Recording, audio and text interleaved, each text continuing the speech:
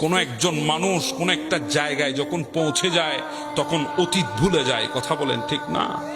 সে রাস্তা দিয়ে চলেছিল এক সময় যে বন্ধুগুলার সাথে, ওই বন্ধুগুলাকে আজকে ইগনোর করা শুরু করেছে, কারণ সে বলছে আমার ব্যক্তিত্বে লাগে। আমরা আজকে অহংকারকে ব্যক্তিত্ব নাম দিয়ে চালাচ্ছি, কথা বলেন ঠিক না?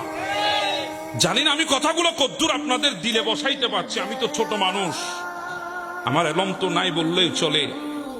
আমার কথা বলার মধ্যে জড়তা আছে, এলমের মধ্যে কমতি আছে, হেকমত জানি না। হ্যাঁ, হেকমত তো নাই, তবে হেকমতের নাম দিয়ে অহংকার করতে পারি না, কথা বলেন ঠিক না? আমাদের দেখবেন অনেকে কথা বলে না মানুষের সাথে, একটা পর্যায়ে চলে গেলে অনেক মানুষের সাথে বসতে পারে না। একটা সময় যাদের সাথে দিন কাটিয়েছে ওই মানুষগুলোর সাথে আজকে সেকেন্ড কাটাই না। এটাকে ব্যক্তিত্ব বলে চলায়, এটা ব্যক্তিত্ব না। মানুষের সাথে কথা বললে ব্যক্তিত্ব নষ্ট হয়ে যাবে এমনটা চিন্তা করার নাম ব্যক্তিত্ব না, এটার নাম অহংকার, অহমিকা, দাম্ভিকতা, কথা বলেন ঠিক না? আমি একজনের কথা জানি, আপনাদেরকে বলতে চাই।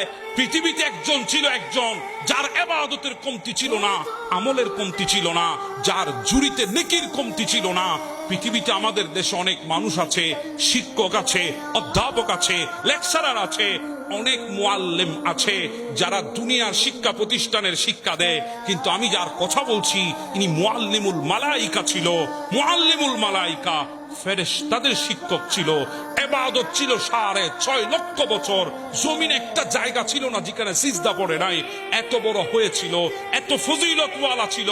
কিন্তু এরপরে যখন ভেতরে অহমিকা এসেছে, একটা কথা, আনা খায়রুম মিন, আমি শ্রেষ্ঠ, এই কথা বলার সাথে সাথে গোটা জিন্দেগির সবকিছু ধ্বংস হয়ে গেছে।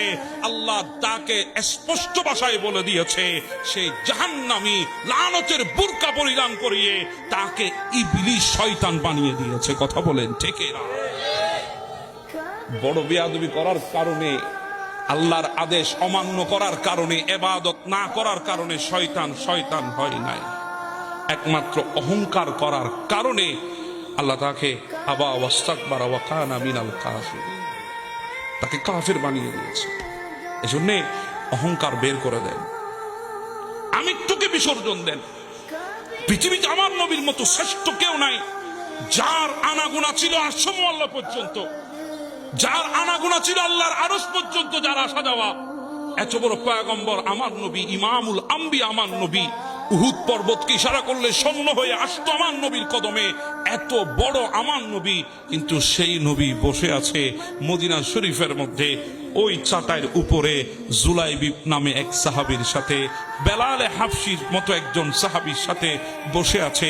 দুনিয়া যাদেরকে ভালো দেখতো না, দুনিয়া যাদের উপর অত্যাচার করেছে, যাদের উপর নির্যাতন করেছে, গোলাম বানিয়েছে দুনিয়া, তারা তাদের দস্তরখানে আমার নবী বসে আছে।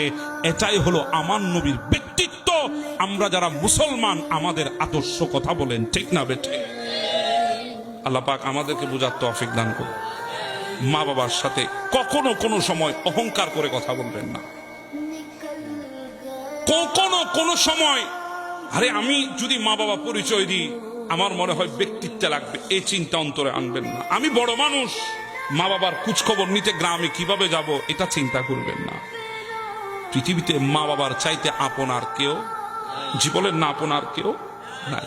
চলে গেলে হাজারো খুঁজবেন আর পাওয়ার কোনো সুযোগ নাই। যাদের আছে মূল্যায়ন করেন, সুযোগ থাকলে আজকে গিয়ে কদমে হাত দিয়ে বলবেন, মা যদি জিন্দেগিতে বেয়াদবি করে থাকি মাফ করে দেন। কারণ শুনেছি জিন্দেগির সফলতার পেছনে সবচাইতে বড় যেটা, সেটা হচ্ছে তোমার দোয়া। তোমার দোয়া যদি সাথে থাকে, দুনিয়া যদি বিরুদ্ধেও চলে যায়, গোটা পৃথিবী আমি জয় করতে পারবো। আজকে থেকে পারবেন তো ইনশাআল্লাহ? আল্লাহ বলেছেন ওয়াবিল ওয়ালিদাইনি ইহসানা। পৃথিবীর শ্রেষ্ঠ শব্দগুলা, উত্তম শব্দ যেগুলো মোবাইলে বলেন রাত 12টার পরে, I miss you, I love you, যেগুলো মোবাইলে বলেন মাকে গিয়ে বলবেন আজ থেকে আই লাভ ইউ মা। পারবেন তো? আপনি হাসছেন কেন? মা আমি তোমাকে ভালোবাসি, এই কথা বলতে কি আমাদের লজ্জা লাগবে মাকে? না, বলার তো জায়গা, এটা আমরা জায়গা পরিবর্তন করে নিয়েছি। এজন্য আজকে আমাকে ডিপ্রেশনে পড়ে আত্মহত্যার পথ বেছে নিতে হচ্ছে। কথা বলেন ঠিক না? ওই দুয়ার যেখান থেকে নিতে হয় সেখান থেকে নিই নাই বলে। আল্লাহ আমাদেরকে বোঝার তৌফিক দান করে দিক, আমিন।